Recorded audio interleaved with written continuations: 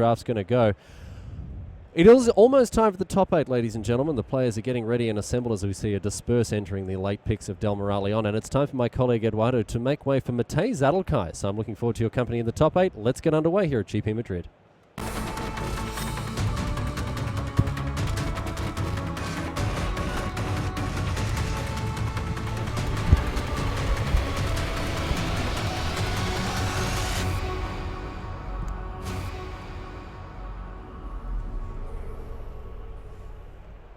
Welcome to the quarterfinals of GP Madrid. In the booth with Riley Knight alongside my good friend and colleague Matej Zadelkai. Matej, great to have your company here for the quarters.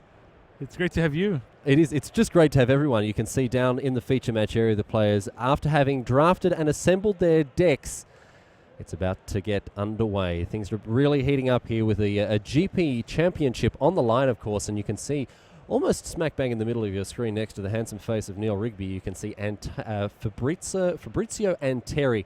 This guy, undefeated, hasn't lost a match all weekend. Incredible, right? I mean, that doesn't happen very often in history, and he has a real chance at going the perfect 18-0 record. Has never been done before in Magic's history, and I know that's going to be weighing pretty heavily on Fabrizio Anteri's mind here. You see next to him another player who is no stranger to the top tables in the form of Antonio Del Morale. For those of you who have been sticking through the broadcast, you've seen the drafts of these two gentlemen before we've got to these matches, so we do know what to expect from these two here. Yeah, well, actually, I looked at all of the decks that the players were building in the past half an hour. Certainly very interesting. My surprising favorite, maybe, for the win would be Francesco Giorgio. Now, is he playing a white deck? He is playing white deck. I'm not surprised at all to hear that he's your favorite, because we saw some absolutely bonkers, bananas, insane cards being passed around the table. Consul's Lieutenant going as late as 8th or 9th pick here. He has 2 of them. He has 2 of them. Yes. He has 2 of those bad boys waiting in the wings. He also has Scythians Irregulars. That's exactly how you write it up, isn't it? Yeah, and but I mean, his couple of last cards were not as impressive, so I can still easily see him lose. Funnily enough, he's playing against Wenzel Krautmann, who was not happy with his draft, and Wenzel is on the double Thornbow Archer, double Infectious Bloodlust, Call of the Full Moon deck. Ah, yes, of course, the well-drafted and famous archetype. It looks like he's passed up opportunity to get the Fairy Miscreants into the house here, but it's off to the races we go in the quarterfinals of GP Madrid here in sunny Spain. Fabrizio Anteri, as we mentioned, yet to lose a match here in this tournament, and Ashraf Abou Omar making an appearance in the top 8. The German has done well to get as far as this, of course, and he'll be on the draw after Fabrizio Anteri guaranteed to be able to play first throughout this top 8. Yeah, Ashraf, this is his first GP top 8, but he actually qualified for his 4th Pro Tour appearance, so certainly has been around the block a few times. Decent German player. When I asked him about this deck, what do you think about today? How do you do? And he's like, dude, I made top 8. Everything else is just a bonus. It's all gravy but from here. His deck looked okay. It wasn't spectacular, but it looked fine. Starting things off with an Evolving Wilds. That's fetched out a Plains here. Now, immediately, my question, the question I'm asking is, with an Evolving Wilds fetching a Plains, are we going to see things like a Sentinel of the Eternal Watch splashed into Abou Omar's deck? We saw 2 passed by our friend Antonio Del Morale. I don't think so. I saw both in different decks. Ah, well, there we go. And with the second Plains, it looks as though Ashraf Abou Omar is playing white as a proper colour. And indeed, I would posit as a main colour in his deck, seeing as we have a Knight of the White Orchid coming into play. Ashraf deck is actually hilarious in a way, because Ashraf is running Nissa, Knight of the White Orchid, and he has Archangel of Tides. Ah, these are cards that just naturally, it all comes together in one big happy family. So there you go, some pretty spicy constructed playable pickups there from Abou Omar. Ashraf Abou Omar, that is.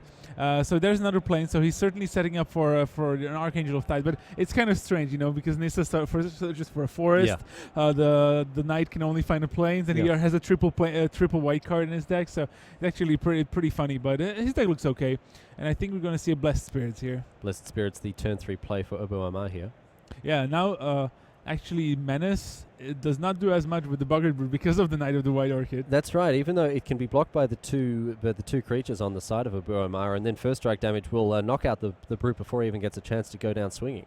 Yeah, however, good for Fabrizio is that he has a Cobble Brood here, and I think he's slow rolling a Wild Instinct here. Well, he's got to have something because the Cobble Brood doesn't match up so well against the Knight on the other side of the battlefield there. It's true. There's the Forest for Ashraf, so see if he has an Archangel here to follow it up. I think he has it in his hands. I think he has the Archangel of Tides. Oh, well, look at this. It's just the perfect curve. 3 mana, however. And what are we going to see here? Might start off with an Angel's Tomb. He also has a Cron Jailer in his hand too. But he says your turn. All right, so an Angel's Tomb coming down on turn 3 and no other plays here. His defenses are quite nicely bolstered by this first striking Knight. And we'll see how Anteri wants to navigate these choppy waters and try to get his creatures into the red zone. He wants to be on the front foot here. He definitely wants to. Now Fabrizio will probably be tempted into either playing a Farika's Disciple to further develop his board or gem the Wild Instincts and try to get through as much damage as possible, because Ashraf developed his board but only on defensive, because that Angel's Tomb will certainly not be blocking. 4 mana again for Anteri here, and it's going to be Farika's Disciple, and ships the turn back to Abou Omar. He's playing it slow here, patiently building up his board. There's another Plains. And it looks like we're going to see the Okroan Jailer you mentioned, and there is the 1/1 for 1, and in comes the Angel's Tomb. First blood has been drawn, Abou Omar putting Anteri down to 17 here.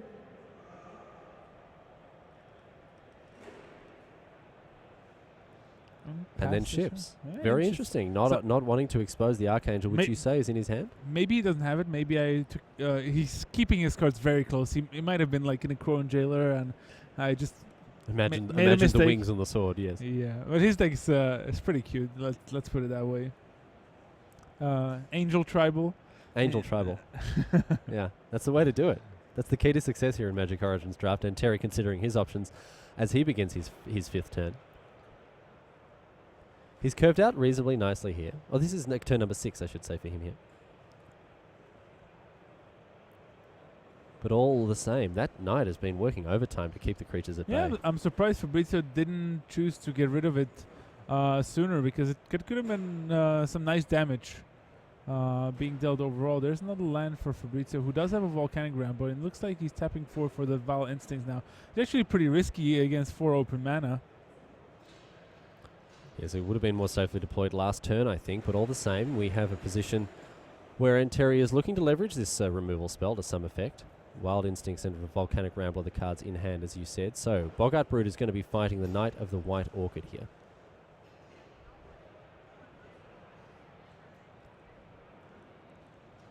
We do have a result from one of the back tables. Michael Bondi has caught up 1-0 against his opponent, Sergei Sushalsky here. Yeah. Nice pronunciation. Good job. So there we saw an Enshrouding Mist on from Ashraf, making sure his Knight survives, while also, well, he didn't kill the Boggart Brood because that grew to a 5/4. It's still bigger than a 3/3, but preventing the damage. Solid trick, as I mentioned, it was pretty risky against so much open mana from Ashraf there. And I think you would put your opponent on Enshrouding Mist, seeing as he played the Angel's Tomb, leaving 1 white mana up. Certainly has to cross your mind when dealing with situations like this. But the combat trick's not in his hand anymore, so a little 1-for-1 exchange there. And Fabrizio Anteri could consider himself to be very leniently dealt with, considering how strong the Enshrouding Mist can be. Yeah, and Ashraf is actually setting up very nicely for all of the following turns. He does have the Nissa here, so going to get the 6th land as well. 1 away from flipping Nissa, and also animating the Angel's Tomb again. Yep. A card we've seen over the weekend and we've been a little skeptical about, but it has been doing some work for a couple of the players. Yeah, the Tomb's really been throwing some weight around, and Nissa, a 3-drop that really requires no introduction. We all know the power level of this flipping Planeswalker here. Land number 6, so 1 more land away from turning the Vastwood Seer into the Sage Animist. In comes the Angel's Tomb, unhindered across to ding Anteri for another 3 points of damage. And passes. So Fabrizio has a Volcanic Rambler, but not much else going on in his hand.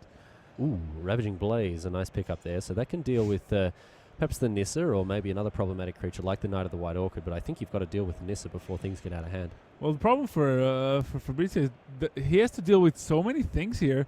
I mean, the Knight is holding him back from attacking. The Angel's Tomb is attacking through the air. Nissa is in danger of flipping. A Crow and Jailer is being annoying.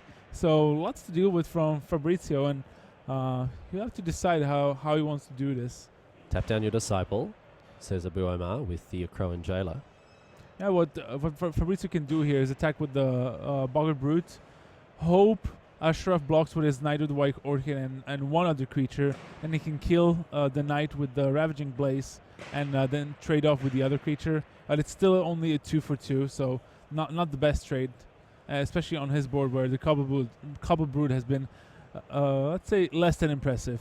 Rather handily as well, with Spell Mastery being active for Anteri. That damage is going to go upstairs.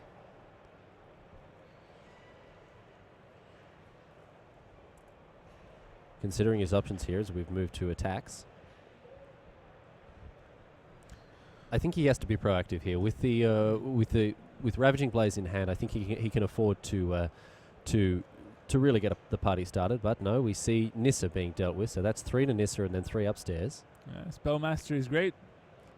Can deal both with both of those threats. Not much else going on for Fabrizio though. And if Ashraf can keep churning out creatures and attacking with his Angel Tomb, he will be in great shape.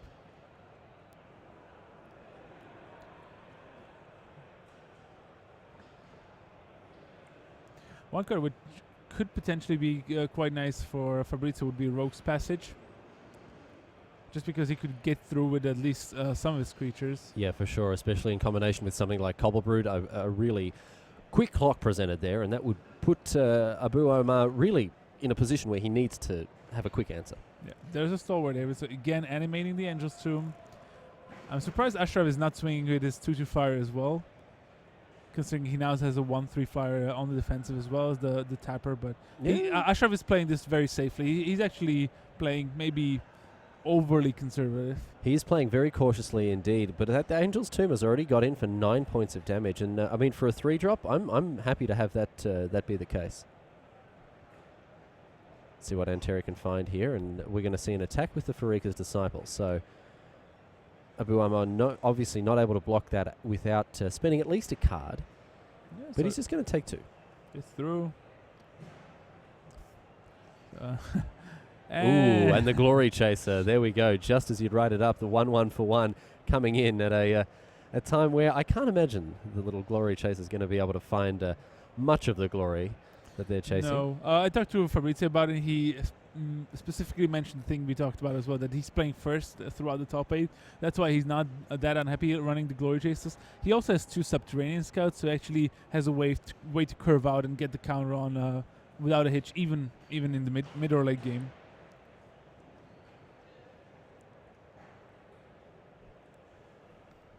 So it's back to Abou Omar now with 7 mana. In come the Blessed Spirits. Interesting. Yeah, that's curious to me. I suspect Matej that he should have been attacking a little bit earlier with them, at least at the turn beforehand. But now clear signal that there's no creature, because otherwise he would be swinging with the Angel's Tomb. And with Fabrizio's board growing here, he's going to tap down the Farika's Disciple with the Crown Jailer this time.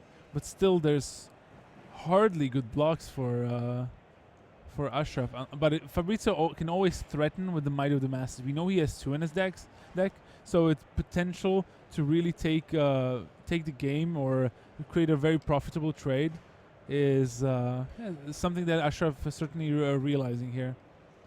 Might of the Masses right now, +6/+6 for one green mana. That's a good deal in anyone's language. And it's 3 mana, and we're going to see now. I think maybe Vryn Nightmare. Vryn Wingmare may be the play here. The 2/1 with the Thorn of Amethyst effect strapped onto it. Thinking if you should play it or not here.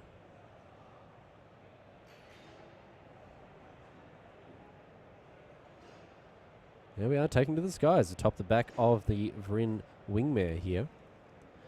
And taking to the skies 2 will be this Angel's Tomb, animated for the 4th time this game. And I'm curious to see whether we have an all-out air strike here, considering that Anteri really, with a couple more hits, he's on the ropes here. Yeah, I think Ashraf, what he has to figure out here is how much he can shorten the clock and potentially winning the game right away on the following turn. he can do without exposing himself too much. Has to realize that Fabrizio has 2 spells in his hand because he hadn't played a creature. He has 5 mana, 2 cards in his hand. I don't think Fabrizio would be bluffing with 2 lands in his hand. So in for 5. Going to knock Anteri down to 4. Of course, that Avon probably could get in as well, but Abou Omar opting to leave it back. Here's 3 mana. It's going to be a fiery conclusion. Killing off the Angel's Tomb, sacrificing a dragon, goblin token from the Dragon Father. Is there Enshrouding Mist? I think that's going to resolve here. Yes, indeed it does, costing him 3 mana rather than the normal 2, thanks to the Vryn Wingmare there. It's going to be interesting. Ashraf still has the Crone Jailer, which can tap down one of the bigger creatures, but yeah, Ashraf still taking control of the board here with the Jailer and the 2/2 First Striker. Match up so well on that board. He's going to tap down the Firkus Disciple again. And remember, Ashraf is also 15, so he can actually even afford to let some things through. Not that Fabrizio is doing that. Here's the Volcanic Rambler. Yeah, finally. He's been stranded in Anteri's hand for quite a while, waiting for that 6th land, which was finally forthcoming. So the 6/4 rumbles into play, and for the low cost of 3 mana, Anteri can do 1 damage, but that's not going to be enough. He's going to scoop it up because at the end of the day, not able to overcome the quite insurmountable offense that was put on by Abou Omar. So our first game goes against Fabrizio Anteri, and it's Ashraf Abou Omar who has picked up the W in game number 1. Yeah, I wonder if Fabrizio ever lost the game 1 in this tournament. You know, he's been such a tear. Yeah. Winning so many rounds. Maybe that's the first game he's lost the entire thing. I'm sure he lost some games, but in tough situation after going 15-0, certainly wants to win, wants the perfect record for the GP, wants to make history. His heart is full of steely resolve. Talking to him, he seems relaxed and laid back, but I think we know that his eyes are on the prize. As we turn to our other tables, Alexa Telerov has gone 1-0 so far against Antonio Del Moraleon. Alexa Telerov, the picture of calculated concentration here, and the Spaniard no slouch himself. We'll see how things even out for these guys as they head to game number 2. And of course, for those paying attention to the screen, you may have just seen the Magic Community Cup 2015 is coming your way next weekend. You can tune in and watch all the action from Seattle, streamed live, and watch the Wizards team get their faces smashed in by the very strong community team that has been put together this weekend. And I'm looking forward to the coverage, as I imagine you are too, Mate. I will certainly be watching that one, as one of my close friends, Joel Larson, is playing and will be, the most accomplished player there. As these players are playing. Also, we have a result from one of the other tables. Alexa Telerov is up again on Antonio Del Moraleon. It's certainly interesting, and I wouldn't be surprised if Alexa takes the game. He's such a solid player. These players finishing up their sideboarding and shuffling up for game number 2. Anteri, I'm sure he's been in this spot before, having to dig deep, make sure that he defends his record. But we've seen gritty determination all weekend here with Anteri. And it's not going to stop now. Is it not? No, I'll tell you that much. I've got the soul read on Fabrizio Anteri. I'm pretty sure he's not going to be happy with just the top 8, even though it is his 7th. And remember, Fabrizio's record over the last 3 GPs is unmatched. It might have been the best. If you put the 3 best GP results in a year, I think you'd be hard pressed to find someone. No, he's won 3 GPs already. We all know that, of course, with 3 championships. He's going for Fabs 4. Yeah, but with such strong results within like 3 GPs, of course, there's been back-to-back GP winners. I know Raf Levy was one of them who won consecutive Grand Prix. That's certainly a feat in himself. But if Fabrizio managed to win this, as he's mulliganing to 6, that would certainly, even if he doesn't, going GP win, then top 16 and then top 8 is fantastic. Yeah, he's really been putting together a strong performance, but I'm sure he won't be happy to mulligan to 6 here, as Abou Omar looks content with the 7 cards that he's ripped off the top of his library. Let's see if Anteri's deck's going to be a little kinder to him as he consults with what he can find at 6.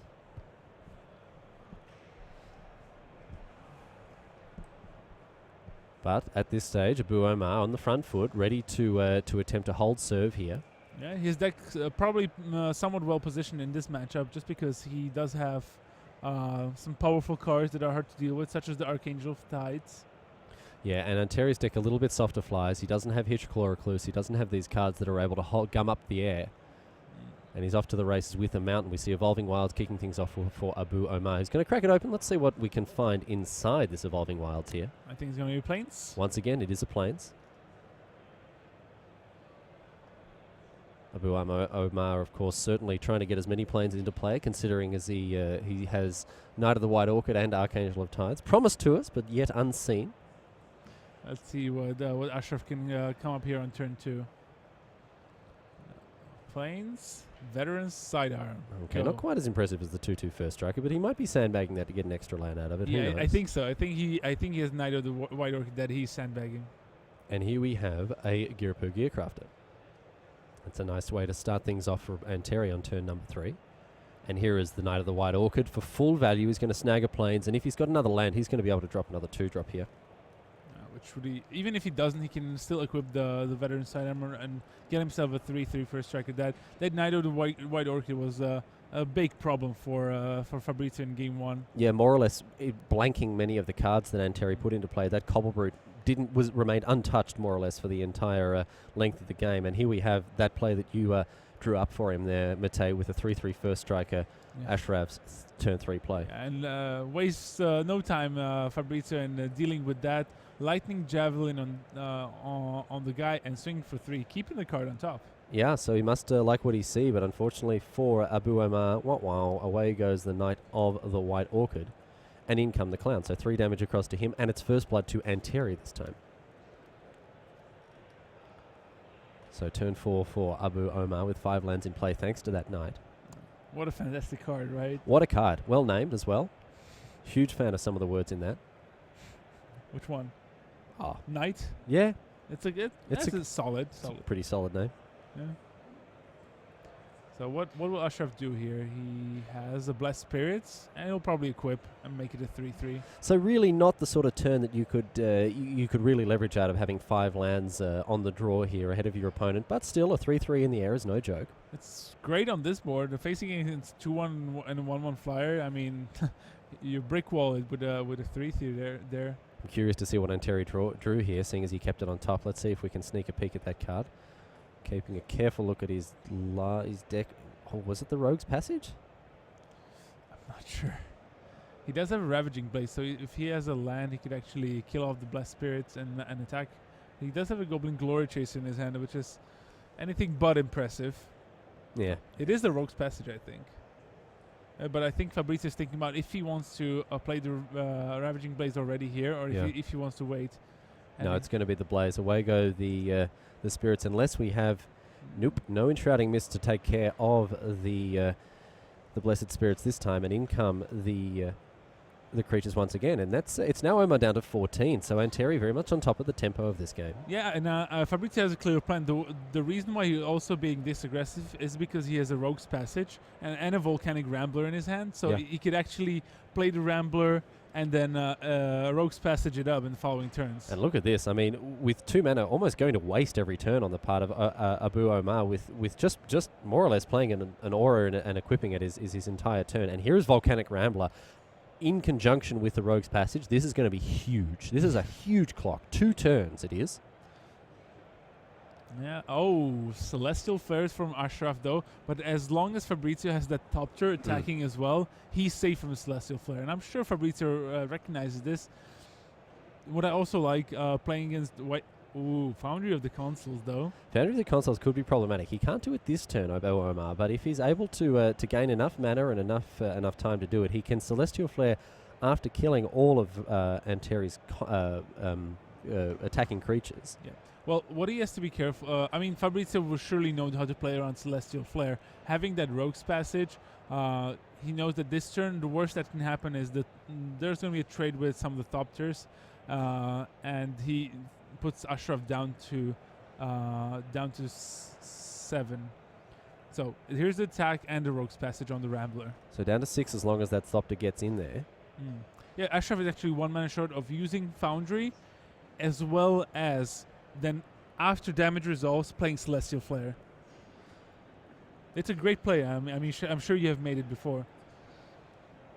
But good to recognize. There's the foundry of his cons. So Ashraf is basically setting up for the following turn, where he will trade with the top tiers here, and next turn he can Celestial Flare. However, Fabrizio, I think, is smart enough to know that he can also attack with the Gear for Gearcraft. And of course, or the Glory. Perfect card, the absolute perfect card here for Fabrizio Anteri. After having activated that Rogue's Passage, what does he need? A 1-drop that can attack next turn. And that's exactly what he has in the form of Goblin Glory Chaser. So Fabrizio Anteri running rings around the rest of us, it has to be said, with this masterful piece of deck construction. What a natural curve. Volcanic Rambler attack into Goblin Glory Chaser. Well, he does have the Rogue's Passage. I mean, he's using his mana well, unlike Ashraf, who's a little flooded, and not much he could have done throughout the game against Fabrizio's board. And Ashraf actually equip. He should probably attack first. Okay, thinks better of this particular move here. Oh, depends on what he has in his hand, of course. Now we're going to see the veteran Stardom re-equipped here based on the current state of play. Abou Omar really thinking about it. He recognizes this game is very quickly falling out of his reach here. 3 mana. What has he got? It's a Stalwart Avon. That's a good card. He's attacking. Fearless. Sending a message, says Ashraf Abou Omar. Check your mail. Fabrizio Anteri, you got something coming in the post, and it is 1 damage coming your way from a Thopter token. And this top 8 is already really fast. We already know Francesco Giorgio defeated Wenzel Krautmann, and Alexa Tellerov eliminated Antonio Del Moral Leon, as well as Michael Bond defeating Sergei Sushelsky, all 2-0. Wow, so we've had a clean sweep here, and it looks like Anteri's going to do his best to make sure that not all of the results finish in a straight sets victory. Did Fabrizio just pass? Fabrizio just passed. He has the Volcanic Rambler. He's going to start pinging Ashraf. Yeah. To a turn. Yeah, it's a clock. He doesn't have to do much else, does he? Hey, what does white-green do about a 6/4? Yeah, I mean, a Suppression Bonds is going to be a nice way for Abou Omar to shut the Ramble down. But apart from that, there's not a lot it can do here. Wild Instinct's also a possibility. So if Fabrizio wins this, well, the winner of this match will face Alexa Tellerov in the semifinals, who has a pretty interesting deck. And then the other one was going to be Francesco Giorgio against Michael Bond. I really want to see that one because it's a good black-red deck against a good blue-white deck. So that's going to be interesting. So Abou Omar ships the turn. 1, 2, 3, 4, 5, 6. Take 2, my friend, with the double activation of the Volcanic Rambler. Indeed. So is Fabrizio just going to jam it in here? Down to 5. Maybe animate. Use the Rogue's Passage and attack with everything.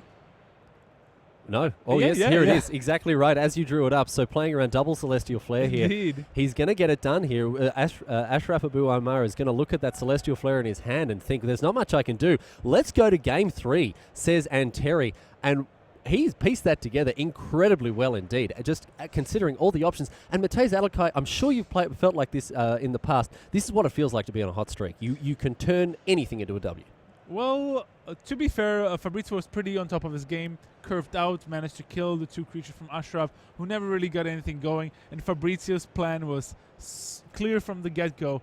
Get in some early damage, then play my Rambler, play my Rogue's Passage that I kept on top with the Scry, and just finish off the game. So Fabrizio certainly not giving up here, and now he's in a spot to get to the semis, going for that perfect record. Interesting enough, his sideboard includes quite a few Caustic Caterpillars, and I wonder if he has an aerial volley that he could bring in against Ashraf, who so far we haven't seen his Archangel of Tides. However, lots of flyers. Yeah, that's Thopters, true. Blast Spirits. Yeah, a lot of stuff going on there, and I think that might be definitely under consideration. Caustic Caterpillar, while we didn't necessarily see anything to snag with it there, the fact that Abou Omar is playing Auramancer would definitely clue you into the fact that there may be an enchantment or 2 running around. Potentially, yes, but worst case scenario, it's just a 3-mana 2/2 on color.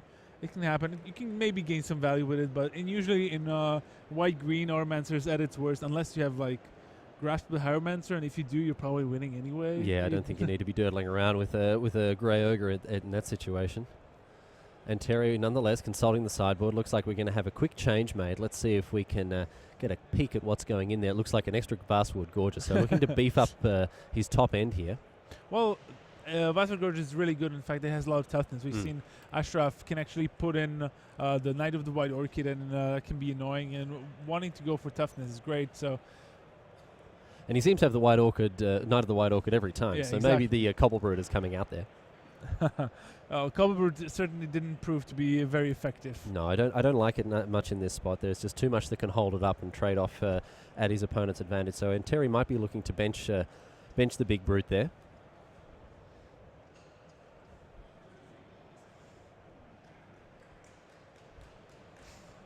All right, let's see.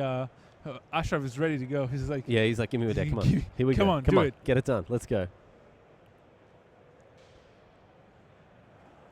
But Anteri taking his time, considering his options. Of course, this is the last quarterfinal that we have on camera, or indeed at all here, Matej Zadelkai. As you mentioned, a clean sweep has been made. Let's just remind the viewers of the results. Antonio Del Moraleon, the Pro Tour Fate Reforged champion, went down in straight sets to Alexa Telerov out of Serbia.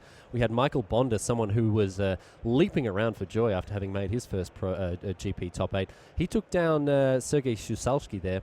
And it was Wenzel Karpman, the very miscreant aficionado, who went down to his opponent there, Francesco Giorgio, of course. And all of these matches are resolving themselves 2-0. We're not going to have a clean sweep here, Matej. Nope. Because Fabrizio winning on a mulligan in Game 2 and now mulliganing again in the quarterfinals here for Game 3. Yeah, that's how he does it. It's how he does 7 it. cards is just too many. Well, he's on the draw, at least, so he's going to get his 7th card. Well, not a great spot to be in, but if you look at the hand of Ashraf, it's actually not that great. There is a turn 3 Stalwart even, but then he only has I think Oromancer and a green card together with 4 planes in his hand. So not the best of hands, and especially can you imagine Fabrizio playing like a turn 1 Goblin Glory Chaser? Goblin Glory Chaser is going to seek all kinds of glory. Oh my goodness me! Going to bring home the bacon for mum and dad if Anteri can get that 1/1 out to play. Let's see what he can find here with his 6 cards. The picture of concentration, and he likes what he sees. So we're off to the races here in the final game of the quarterfinals. Fabrizio Anteri undefeated so far, and we're not having any glory chasing being done on turn 1 this time. No, Ashraf also drew another 3-drop in Blessed Spirit. Let's see if Fabrizio with a very slow draw here, and Ashraf drew an Enshrouding Mistress, which he will be able to put into very good use. Stalwart Avon from Ashraf, gonna get his renown on. Unless Fabrizio does something about just a Rogue's Passage. Doesn't look like he has red mana.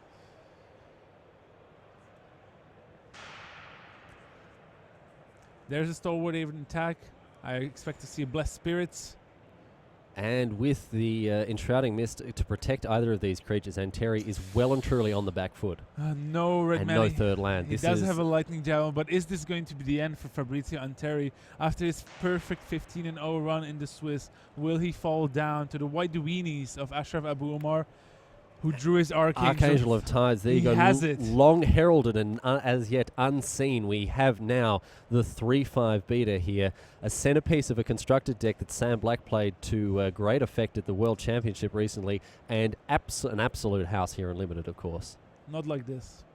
Not like this. A concession, there it is. Handshake. Fabrizio Anteri. I tell you what, the crowd goes up in support of the Warrior, who managed to go all the way to 15-0 before bowing out in the quarterfinals. Congratulations to Ashraf Abou Omar, making it to the semis. You can see jubilant joy across his face there. A very expressive man, you can see. But it is Fabrizio Anteri who will be bowing out. And, of course, line honours go to the young man there. He's done well, 25 years of age, done incredibly well to piece together such a good tournament. But sadly, Matej, it comes to an end.